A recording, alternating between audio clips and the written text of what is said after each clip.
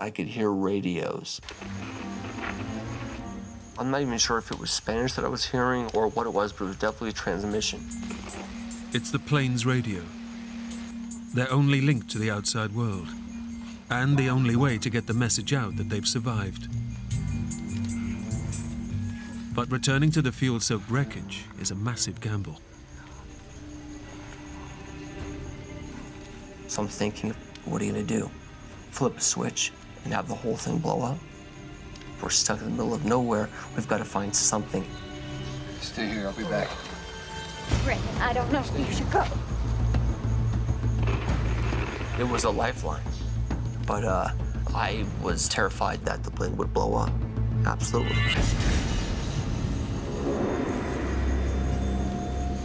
Brandon!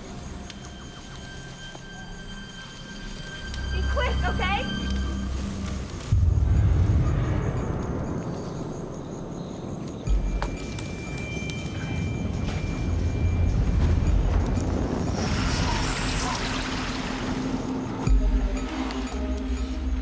I had to get up over the pilot and more fuel and more glass and more metal.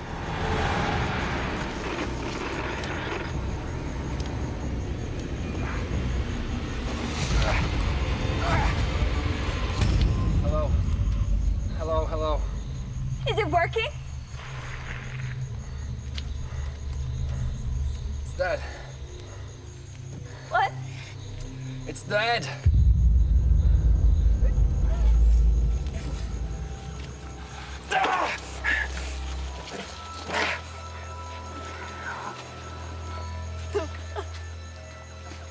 It was devastating. There's nothing we can do. We're in dense jungle. The only people that could give us any type of guidance were the pilots, and they were dead.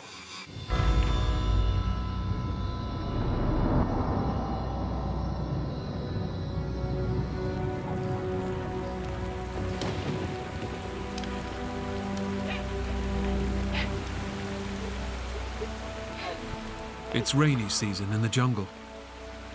And while the downpour douses the fuel-soaked plane, it quickly becomes a deluge. The rain was just insult to injury at that point, you know?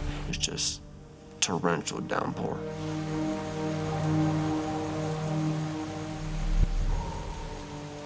We were thankful that the rain was finally going to put out the fire and drench all the fuel and drench everything, drench the wires, get everything just wet so that there wasn't that fear of an explosion or more fire. You need to get Michael water.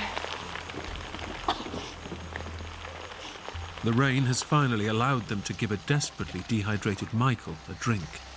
Michael? Okay, we're gonna get you some water, right? You lean back on me. Listen, Open Michael. your mouth.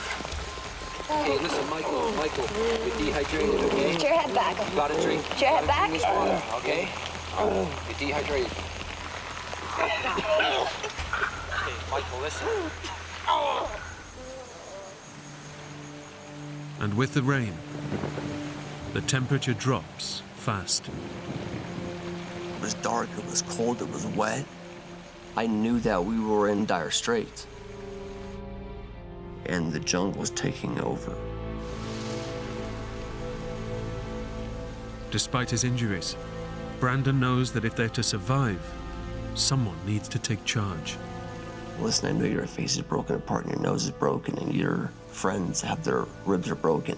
And why don't you figure something out to do about this?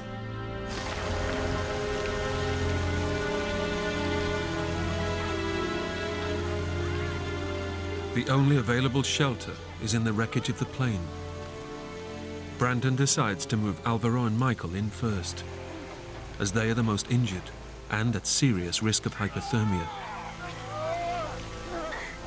For Alvaro, the pain from the severe burns he suffered in the crash makes any movement agony.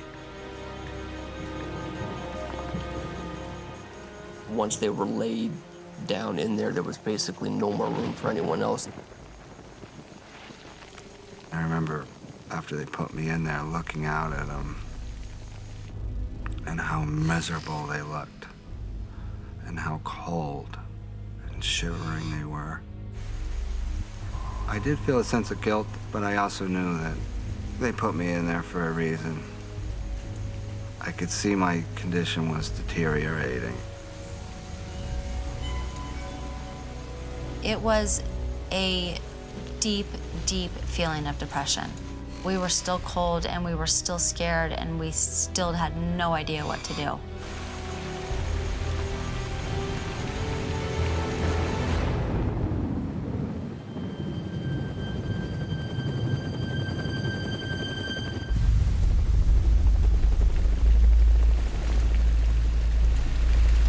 Listen! Guys, listen! Where is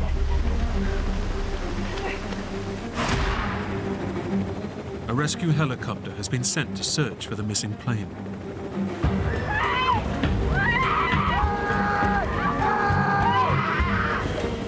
But the crew can't pinpoint its location, as the plane's emergency beacon has failed. By pure chance, the helicopter is flying directly over the wreckage. It was a great feeling. We knew then they were looking for us. I started thinking, oh my God, I'm gonna make it out of here.